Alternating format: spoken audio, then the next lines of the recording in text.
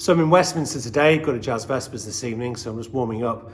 I've got the Supreme with me, and I found the recordings, audio recordings only, sadly, of my first go on the Supreme back in 2019. So I'm going to play some of those and then play what I'm playing now, all recorded on the phone. So I'm only on the phone today, so it kind of gives you a little bit more of a realistic interpretation. We will go back to the studio at the end of this vlog, but I thought for this final video on the Supreme, playing it in a big room, hopefully be able to get some footage of you on the gig itself, on the Jazz Vespers itself. But this, I actually am really enjoying it, playing it in a big room. It really is a different feel altogether.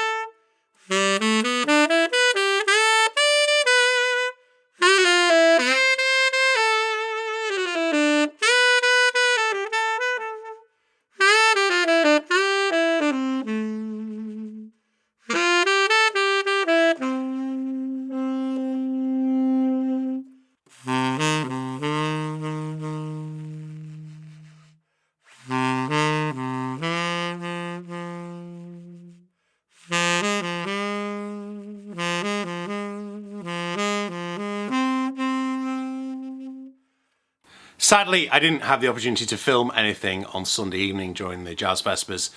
I've been out of the practice of vlogging for so long that it just feels uncomfortable carrying a camera around everywhere again. I need to get back into the habit of it. If I do get back into the habit of it, it is weird constantly filming all the time, and you know, things have happened in the last 4 years that have kind of put me off things. But maybe we'll get back to it. Maybe we'll get back to it. Anyway, back to this Supreme tenor saxophone and my final thoughts on this instrument. First of all, this is an incredible saxophone. It really is up there with the best saxophone I've ever played, if it's not the best saxophone I've ever played. As I said in the first video about what we're looking for in terms of, you know, what's the sound like, how does it feel when you play it, you know, one of the things I'm always looking for in a saxophone is that it disappears. I don't want to know a saxophone's there. I want my ideas to freely come out of there. Yes, I think on the comparison video with the Mark VI, I think I play the Mark VI better. But I think, as I said in that video, that's because I've had that Mark VI for 12 years. I've had this for 2 weeks. So I'm not kind of going to be on the same level with it. I'm not going to feel as comfortable. But the more I play it, the more comfortable I feel with it. There are going to be haters in there. There are going to be people in there who are so wedded to a vintage saxophone and a Mark VI and everything else like that, that it doesn't matter what I say, and they will trash talk in the bottom and have 0 to 20 subscribers on their channel and still decide that they know far more than all the other people, not including me, but like Branford Marsalis, Chris Potter, Ravi Coltrane, who have spoken about this instrument. Will it replace my Mark VI?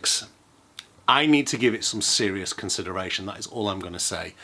This is without a doubt the best modern saxophone I've ever played. Hands up, you know, just no comparison. It's not a Mark VI though. It's not a balanced action.